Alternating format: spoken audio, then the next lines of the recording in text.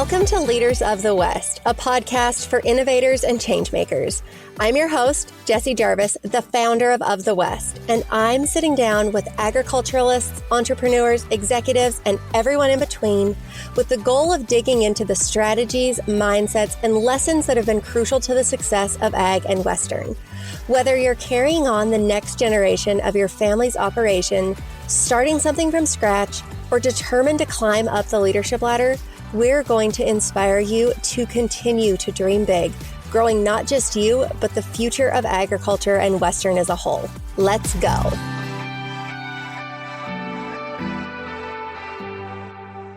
FYI, did you know that Of the West offers free resources to help you in the job hunting and the hiring game? For all of you job seekers, these would be things like how to prepare for a job interview, tips and tricks to make sure your resume is top-notch, how to make the most of an internship, different career options that you can consider in the ag and Western industries, or even strategies behind how to transition from one career to the next. For those of you who are employers, we have articles on ideas of questions that you can ask in your job interviews, how to cultivate a really strong company culture, reminders on what questions are illegal to ask an applicant, strategies for how to determine if a hybrid or remote work schedule would work best for your team, and so many more. You can find all of those and everything else we have for free resources at ofthewest.co. Once you're there, click on resources and you're off to the races. And as always, if you're looking for something specific but you can't find it, let us know and we can either help you find it or we can add it to our list of things to create in the future. Once again, that's ofthewest.co. Once you're there, click on resources and you'll find all of that and so much more. Well, hello. Welcome to all of our listeners. This week's episode of Leaders of the West is here. And it is a good one. Today we are sitting down with Brooke Yates. I have known Brooke for, I want to say probably 6 or 7 years now. And I genuinely have asked God what I did to deserve having Brooke Yates in my life. Because she is truly one of the most wonderful human beings that I have ever been lucky enough to know. And she has a really cool, inspiring story. So she is the owner of a brand that you have probably heard of called Ranch Raised. And in addition to owning an apparel line, she is also a doctor, like a full-on doctor, works in a family practice in rural Montana. And in this episode, we are going to hear about how Brooke went back to school while she had 3 kids, one who was a baby. She also had a boutique at one time. Her husband owns a spray company. Like, these people are very busy. And she has the tenacity to go back to school to get her doctoral degree. The other thing that I really admire Brooke for is her ability to create and maintain genuine friendships. Like, she will be the one who texts me and says, "Hey, how's everything going?" And it is not just a random text. Like, she genuinely means, "Hey, how is it going?" Or if she knows that I'm struggling with something, she will text me and just say, "Hey, I'm checking in. How are things going?" She, honest to goodness, is one of the best friends that is on this earth. And I wish that everybody had a little bit more Brooke Yates in them. And so I'm excited to get to share her with you all today. This is a really great conversation. And I have a feeling you guys are going to enjoy it just as much as I did. Here we go. The woman of the hour, Brooke Yates. Brooke, thank you for sitting down and hanging out with us today. There is a lot we're going to talk about today, and I am really looking forward to our conversation. So to kind of kick things off and set the stage, will you tell us a little bit more about who you are, growing up in Montana, and how you became not only a doctor, but the owner of an apparel brand? Because I feel like that's not necessarily something would maybe put together in their mind. You really are a woman of all trades, and you've mastered everything that you've done. How did you get where you are? Well, thanks for having me, Jessie. Where do I start? So I'm Brooke Yates. I'm a 5th generation Montanan, and I have been practicing clinical medicine as a physician assistant for 20 years. And yeah, I grew up in Montana. So Montana is just Montana. I feel like it's been monetized and dramatized lately because of, the Yellowstone craze. But I mean, ultimately, if you've ever been to Montana, you just know that it's known for big sky country and its beauty, and it's just always been home for me. So my grandfather was a farmer and cattle rancher, and ultimately now I live on a cattle ranch in the middle of nowhere in Montana, and I practice in a rural clinic. So I get to take care of all of our friends and some of our family and all of the ranchers and farmers around. So it's been pretty amazing. I always knew from the time I was a little girl that I would do something in medicine. I just didn't know what. And I became a physician assistant in 2004 and never in a million years thought that I would come back to rural Montana. I left for about 7 years, lived in Phoenix and Denver. And then I found myself working in rural Montana, and I couldn't be like more blessed in the position I'm in. And then in 2021, I decided to go back to school and get my doctorate. So I have a doctor of medical science degree, and it doesn't really change what I do on a daily basis, but it definitely just improved kind of my knowledge and made me a more well-rounded provider, learning more about policy and business and government. And so it's really kind of benefited me, on the backside of being in medicine.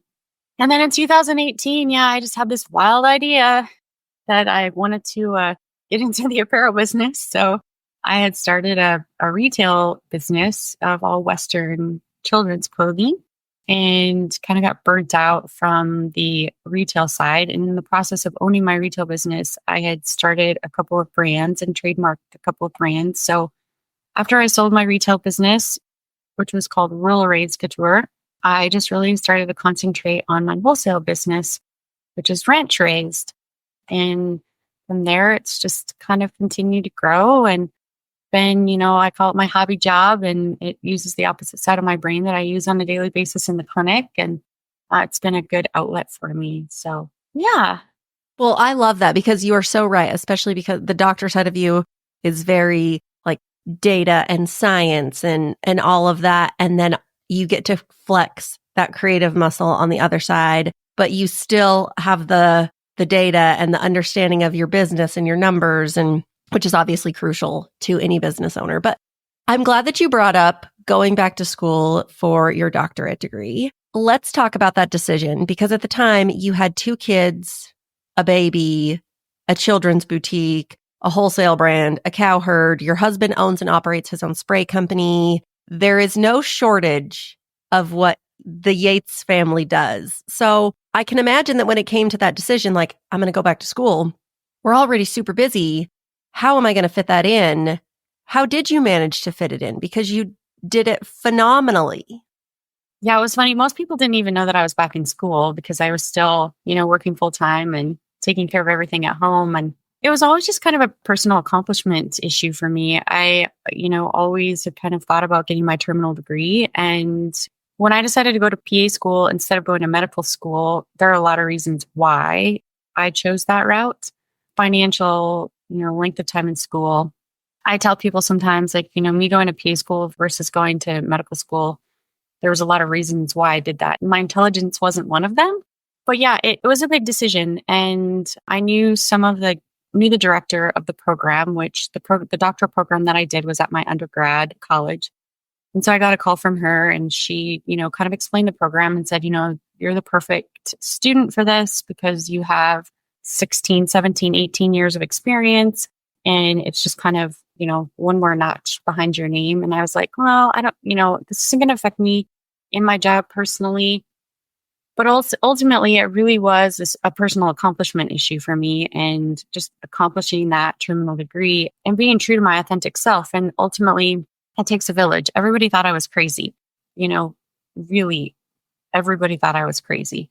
And like I said, not a lot of people even knew that I was doing it. So it was a lot of late nights, a lot of, struggle, but it takes a village. And so, I wasn't afraid to ask for help.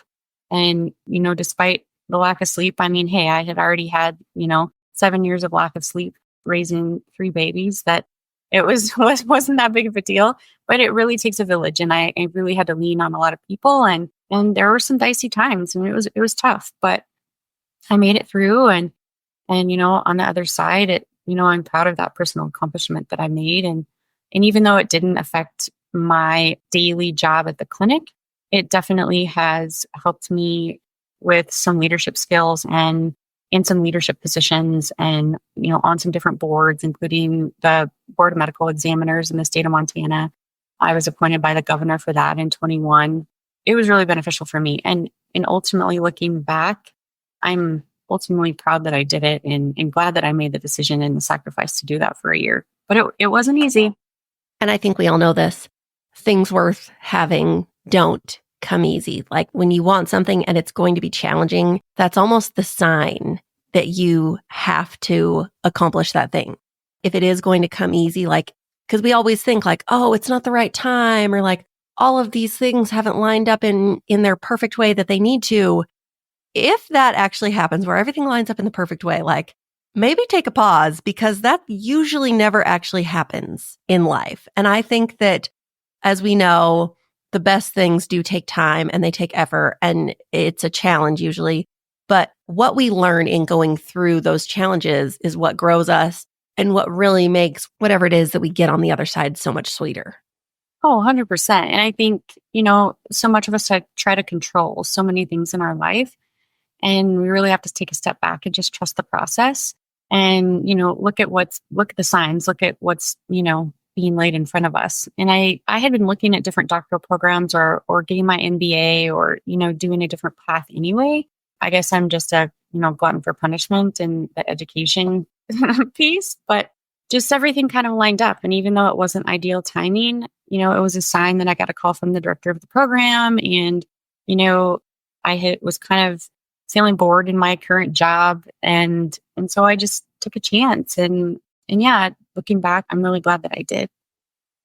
Okay. Well, as we had mentioned, when you went back to school, you obviously had a lot going on, and you still have a lot going on. There's nothing that you have taken out of your life in that laundry list of things that I said that you and Dan are doing. How do you find ways to keep everything in line or set your personal expectations as to what you can actually get done in a day and what can wait, and how to not like let yourself feel down at the end of the day by, holy cow, I didn't necessarily accomplish enough off of my list or whatever it may be? Yeah, the expectations, right? I think for so long, I, did try to control so many things and instead of just letting the natural process happen. And ultimately, when you do that, you don't have realistic expectations. Like, thinking that you're going to have a clear path and everything is going to, just pan out exactly how you envision it to be, that's not a realistic expectation. And so I think taking a step back and, making realistic expectations and actually realizing that there are going to be days that you don't get that list done and you're going to fail from time to time. There's a famous quote that I love that says, to find happiness, you must improve your reality or lower your expectations.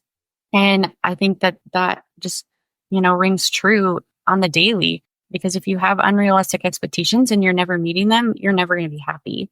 So I really just set boundaries. That was a big thing for me, is setting the boundaries and not being just readily available to everybody all the time. Also taking time for myself, taking a step back from my patients, from my family, from my business, and taking time for me so I can reset. So then I can jump back in and have a more clear head. And so then my expectations can actually grow from there.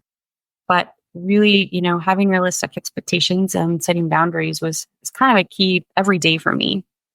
Oh, I cannot echo that enough, because I am totally a list maker and I love the feeling of checking things off my list. And I love to look back at my list at the end of the day and look at the things that I checked off. And it can absolutely be discouraging when, well, I worked all day long and I've only gotten 2 things checked off. Like, what the heck? So one of my tricks too, that I will share with you guys, and I'm not going to take up too much time here because this is Brooke's episode, but when I write my list for the day, I have 3 spaces at the top of my notebook where I put the 3 most important things that I'm going to get done that day. Like, all I get done are these 3 things. It is going to be a good day because those are the highest priority. And then I draw a little line, and everything else that I maybe need to do, like if I have to call somebody about paying a bill, or if I need to do like those little things that are not necessarily as important, like I put those down lower on my list, but I attack those 3 things. Like that is what I build my day around. And that has really helped me too, because I think sometimes when we look at this big long list of all the stuff we have to do in all the different areas of our business, like I need to do this book work and I need to do this for Of the West and I need to do this for the ranch and my kids need this. And that is instantly, you are the hamster on the wheel of overwhelm and you are not getting off of that wheel. And so when I know, okay, these are the 3 most important things that I do today, and if all I do is get these 3 things done, like I can check this day off as a success. No, I totally agree. And I think something to mention in that, I feel like when we don't hit our expectations or we're not able to check off everything in our list, like there's this sense of guilt. I think, work guilt, mom guilt, family guilt. And I truly have had to take a step back and realize that guilt is really a wasted emotion because it doesn't get you anywhere.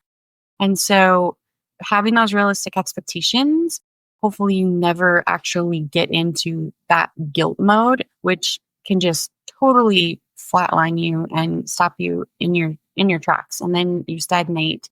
And then your concentration is more on the guilt than actually hitting your expectations and accomplishments. So totally agree. Like realistic expectations, not feeling guilty and just doing what you can do. Oh, I love that. I'd honestly have never thought about it like that before, but you are right. Guilt is just like worry. Mhm. You can put a lot of effort into feeling guilty or feeling worried, but it's not actually moving the needle forward in forward progress. Like, yes, if you did something and you feel guilty about like, oh shoot, I shouldn't have done that, then like, yes, you can use that experience as a form of future correction, Mhm. but there's no point in dwelling on the guilt or on the worry, which I need to take my own advice. Brooke knows this because she gets a lot of texts from me about all of the things that I worry about in life. And it is a wasted emotion. I love that comparison. That is awesome. Okay, so let's move the conversation over to Ranch Raised. This is a line that you've owned for years. How have you gotten through all of the challenges that can be found in designing and creating an apparel line? Especially because this is not something that you had any kind of background in or experience in. You didn't even have a family member that had been in this business to like give you tips and tricks along the way. So how have you really navigated those uncharted waters? Yeah, it was a challenge because it definitely was not necessarily in my wheelhouse. I don't have a business degree. It was really trial and error in learning from my mistakes. And, I had the grit and the want to do it. And so I just set on a path to learn as much as I could and not being afraid to take a chance. That was my biggest thing is I could have just sat back and not done it, but I took the chance and I made a lot of mistakes. I still make mistakes. I'm still learning, but we learn from our mistakes, right? I couldn't, out of fear, not pursue something that I really sort of had this like deep seated passion about. So it really is just trial and error. And I have grown and learned from it. And I would have regret if I would have quit, and looking now, I think I've really leaned heavily on the Western industry. I mean, gosh, Jesse, being one of my best friends, and it speaks volumes to the Western industry because that's how we met, right? You and I met through the Western industry, through the apparel industry ultimately.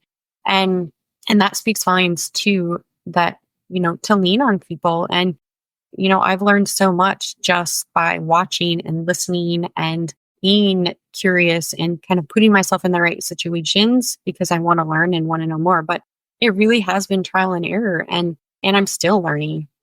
Well, I'm glad that you brought up the Western industry and kind of how we met, because that is something that I will absolutely say about you. Anytime we go somewhere together, everybody knows who you are.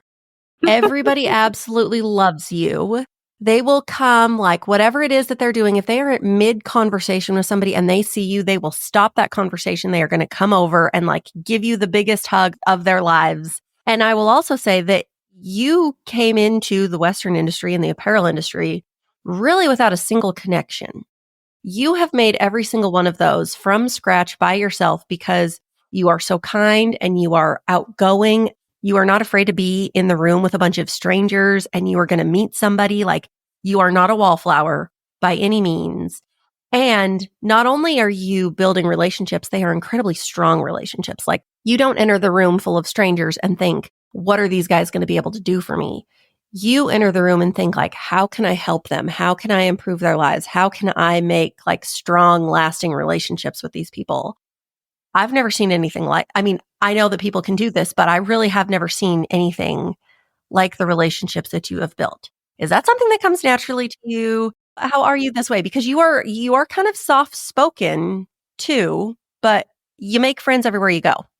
I mean, going into the Western industry, I mean, obviously growing up in Montana, the Western culture, Western heritage was, ingrained in me. And so it's really part of me. And so I get that piece. I mean, we've had this conversation before. You can't really explain to somebody that hasn't grown up in agriculture or listening to 80s country or whatever it is. Like there's just something, like it does something to you and you can't explain that to somebody. So I had that comfort level going to market in Dallas and in Denver to be around those people, like-minded people.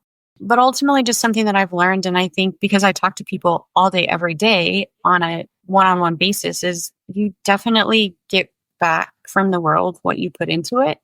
And I just have learned to, lead my life every day with joy and know that if you can be a positive light for somebody else, like they're probably going to be a positive light back to you. And so, I'll scratch your back if you scratch mine, but also just like I love people. And that's very obvious given what I do for my day job. And I'm very empathetic and I love those connections and I love meeting new people. And there's no reason, like, what do I have to lose to not introduce myself or to not be outspoken in a group of strangers?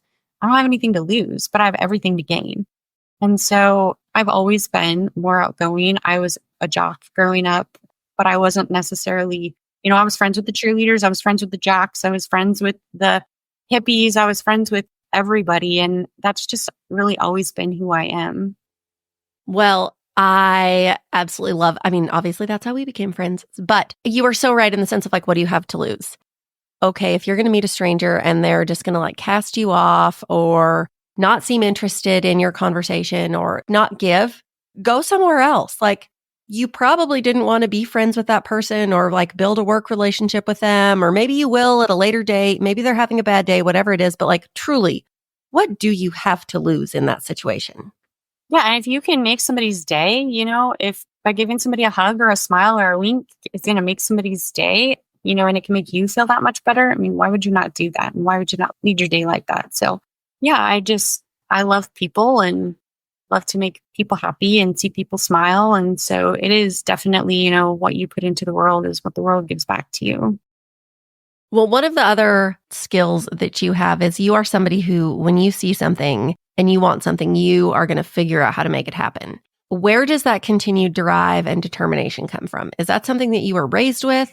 Or is it something that your parents really modeled? Or is it something that you've just picked up over the years? Where does that come from? Yeah, my childhood wasn't all roses and sunshine. And, we learned early, my siblings and I learned early that we had to work hard for what we want. I mean, it was very obvious in my parents' work ethic and, growing up in a lower middle class family. And, my grandfather was a cattle rancher, but I ultimately grew up in the city. My parents were restaurant owners and managers, and I saw them work hard their whole life. And, just kind of always had the philosophy, like, if you want something, go and get it. Nothing was ever given to me necessarily. We had everything we needed and I was very well loved, but ultimately, if I wanted more, I had to go get it myself. And so from early age, I didn't really ever take no for an answer. And I just always strove for what I wanted. And back to when we started, I mean, it's those personal accomplishments. And I think for me, that personal accomplishment, because I've done a lot of it on my own, it's even that much more rewarding in the end because I have been a go-getter and I just model my life after that.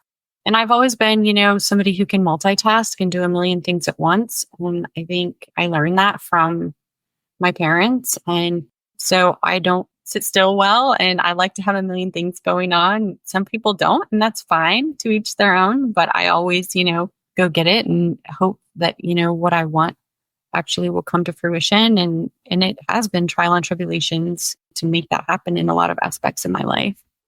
I definitely have that same thread as far as like, not to go back to the list thing, but when I don't have much on my list for the day, I worry. Like, I should be doing more. I should have more, and not in like a feeling of guilt or like an oh no, but like, this doesn't look right. Like, right. It almost gives you anxiety. Like, yeah, I'm like, wait, what should I be doing right now?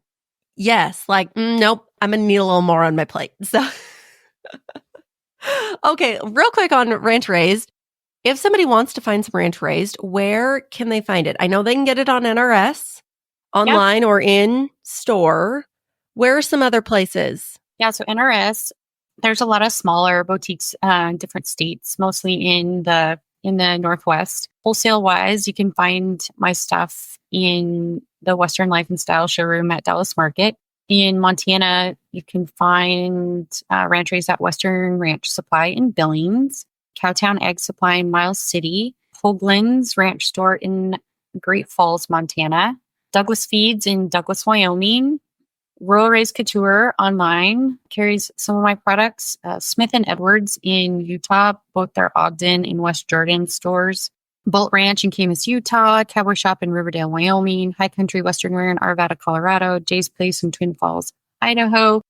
And the Mercantile in St. Louis Obispo, California are kind of some of my main vendors at this point. Oh, and the Merc, Kate, she has been a guest on the podcast before. Yeah. She had an awesome story. Okay, well, you guys know some of those are obviously in person, some are online. I will tell you, anytime that our kids wear ranch raised or anytime that I wear ranch raised, Justin has caps, like anytime we wear it, especially our caps, people always ask where they come from. Like if I had a couple just sitting in my purse, I know that I could just sell them to people. Like they are always an asked about item when we wear them. So you've definitely got to go look them up online. Okay, let's hit our rapid fire round real quick. Okay. Before we go, what is the best piece of business or personal advice that you have ever been given? Best piece of personal advice that I've ever been given. Don't be afraid to ask for help. There's always somebody else that's walked in your shoes. I mean, I wouldn't be sitting here right now if I wouldn't have reached out to you. I didn't know. I mean, I knew who you were on social media. And the very first time that I went to Dallas, I reached out and, you lend a helping hand, and fast forward 5-6 years later and here I am. So don't be afraid to ask for help. Don't be a hero all the time.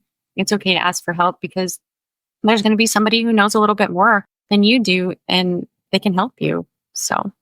Ooh, I love that. I think that's really important, especially for those of us who are overachievers who feel like we have to get it all done ourselves. You've always got to ask for help. And just the advice that you can get from other people who have already done it, that actually puts you ahead and makes you far more efficient. And I think that for many of us who do want to get it all done, we want to do it in the most efficient way possible. So it makes no sense that we wouldn't want to ask for help because help is usually efficiency. 100%. If you could give people any words of wisdom and you knew that they would take those words to heart, what would it be?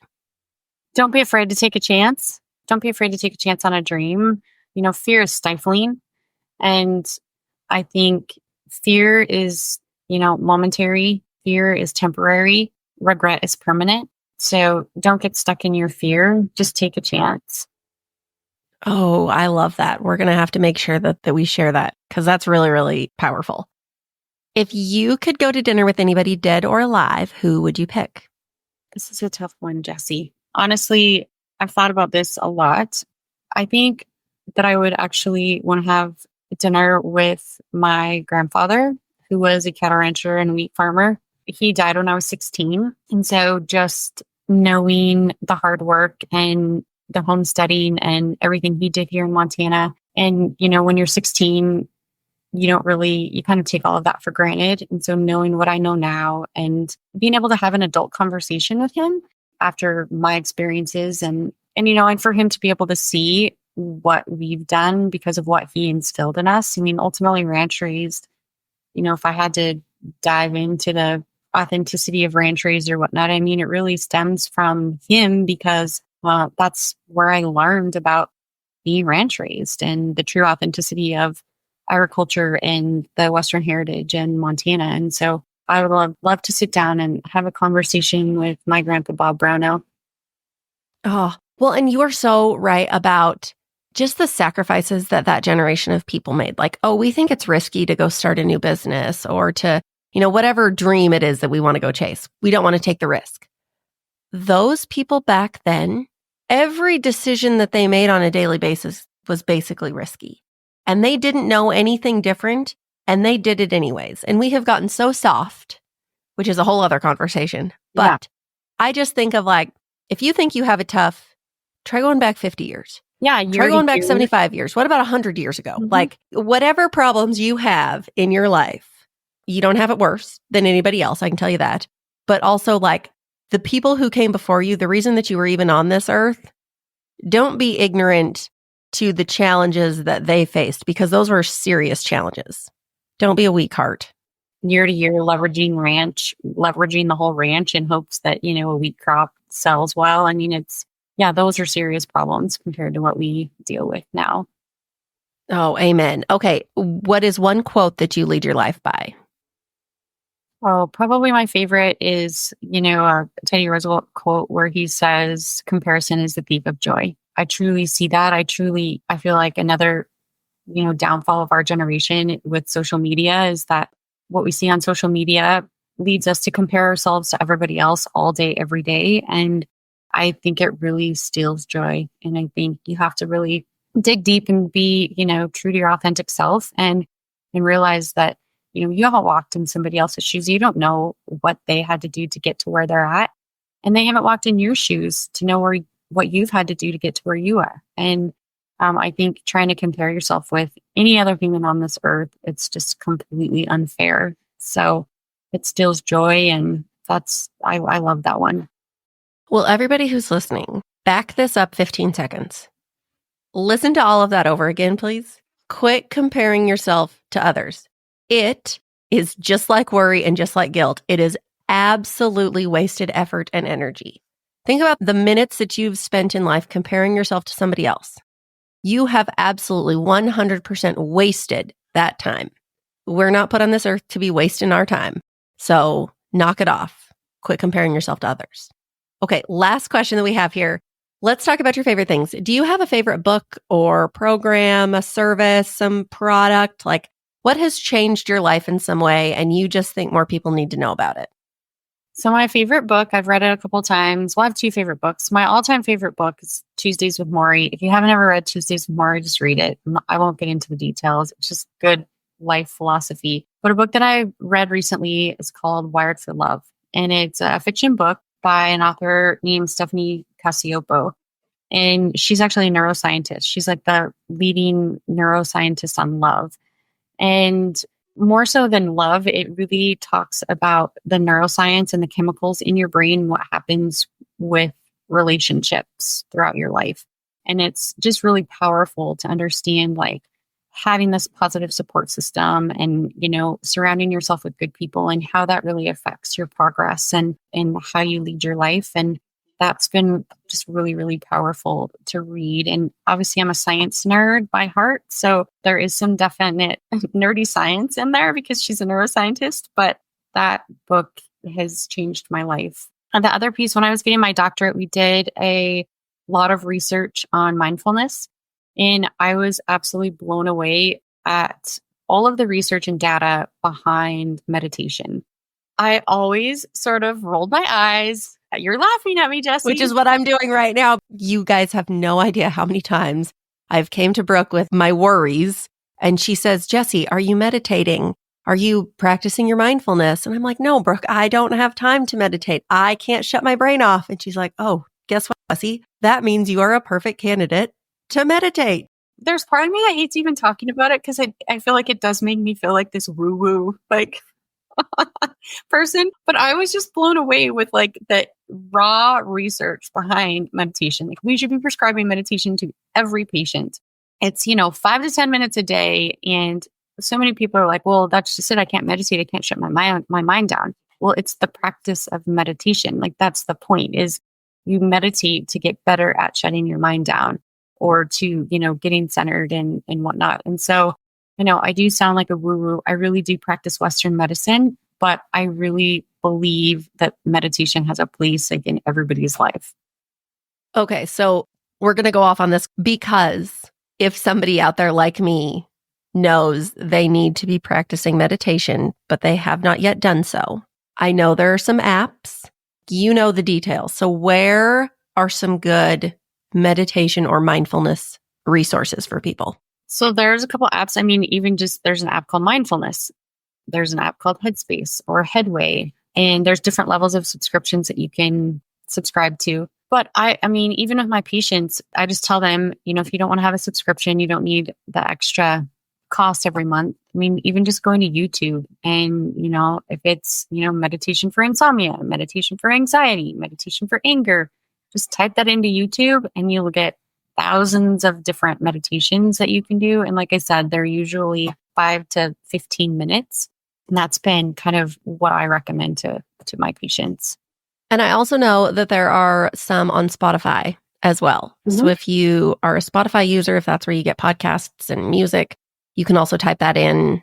I've at least looked into them. I haven't done them yet, but I know there's some on Spotify. Brooke, this has been an awesome conversation. You are such a joy to be around, and I am so thankful that I get the opportunity to just share your light with more people, because you really are the definition of somebody who is an all-around badass. Whoa. Like your hard work and your determination, and you have the kindest heart, and you are prettier on the inside as you are stunning on the outside. Like you really are the whole meal deal. Dan is a lucky guy. Your children are lucky. Your patients are lucky. Everybody around you is. And I am so thankful that you just got to share your wisdom with everybody who's tuning in today. So thank you guys. Please do us a favor. Whatever your biggest takeaway from today's episode, pop it in your stories, tag Brooke. Brooke, where can people find you online so that they'll know where to tag you or how to tag you? My Ranch Raised Instagram is Ranch Raised Official. And my personal Instagram is Brooke Yates 11. And same on Facebook as well. Perfect. Okay, well, you guys, tag Brooke in your biggest takeaway from today. We know that she wants to see it. We want to see it. And then, as you guys know, we'll be back here next week with a brand new episode of Leaders of the West. So come back then. We'll see you later.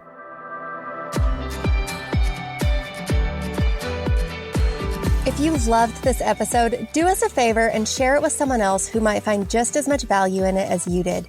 We're on a mission to continue to grow and strengthen the future of agriculture and Western industries, and you spreading the word helps us make more of a positive impact. It also makes a big difference when you take a minute to go rate and review the show. We can't thank you enough for listening, for sharing, and for loving Ag and Western as much as we do. We'll see you back here for our next episode.